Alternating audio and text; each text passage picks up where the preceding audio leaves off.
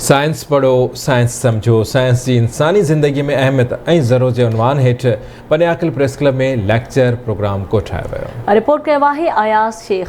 Science जी इंसानी ज़िंदगी में अहमियत ऐं ज़रूरत जे हवाले सां पनियाकल प्रेस क्लब में एक सेमिनार मुनक़िद कयो वियो। साइंसी सेमिनार में ज़िंदगी जे मुख़्तलिफ़ शोबनि सां लाॻापियल शख़्सियतनि, प्रोफेसरनि, अदीबनि, शाइरनि, कलमकारनि ऐं शागिर्दनि वॾे अंग में शिरकत कई। प्रोग्राम में कैनेडा खां आयल नाम्यारे मुहक़िक़ मोहम्मद नवाज़ सुमरो पारां आयल महिमाननि खे इंसानी इर्तिक़ा में साइंस जो किरदार ऐं ज़िंदगी में साइंस जी अहमियत बाबति लेक्चर ॾिनो। उन वक़्तु लेक्चर प्रोग्राम में मौजूद हाज़रीन आवाज़ टीवी सां ॻाल्हाईंदे चयो त हिन प्रोग्राम जो मुकमिल मक़सदु हुयो त साइंस जे हवाले सां अवेयरनेस कजे त जेको साइंस जो इल्मु आहे उन जो वाधारो समाज में अचणु खपे, हिन मुल्क में, हिन ख़िते में, हिन सूबे में, हिन खंड में हुजणु खपे ऐं साइंस ई बुनियादी इल्मु आहे जंहिंजे ज़रिए इंसान अञा वधीक तरक़ी करे सघे।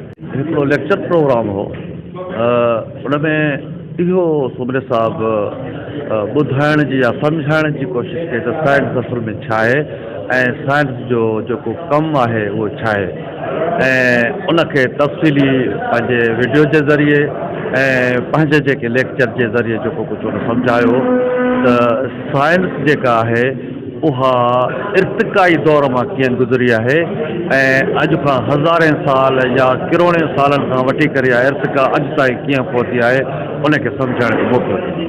साइंस जेका असां हिते सम्झूं पिया त असांजी जेका आहे ज़िंदगी कीअं शुरू थिए थी या पर हिते जेको ॿुधायो आहे त जेका काइनात जो वजूदु उहो किरोड़े सालनि खां आहे जेको हाणे हिन वक़्तु तरक़ी करे हिन फारम में आयो आहे। सिख्या वारा लेक्चर प्रोग्राम्स आहिनि, इन्हनि जो बुनियादी मक़सदु इहो आहे त माण्हू जेके फैब्रिकेटेड फिक्टिशस हथरादू ठाहियल फेथ आहिनि, बिलीफ आहिनि, अक़ीदा आहिनि, उन्हनि मंझां निकिरनि।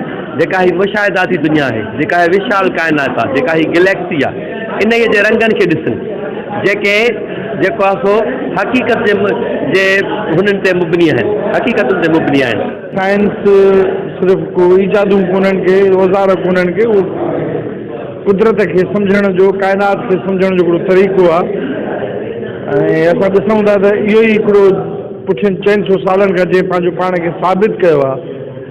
ऐं असां अॼु ज़मीन जे समुंड जे तरे में बि वञूं था त आसमान बि चीरींदा वञूं था, मरीख़ बि टपियो था वञूं, त इहो पंहिंजे पाण खे सम्झणु आहे, पंहिंजी इर्तिक़ा खे सम्झणु आहे।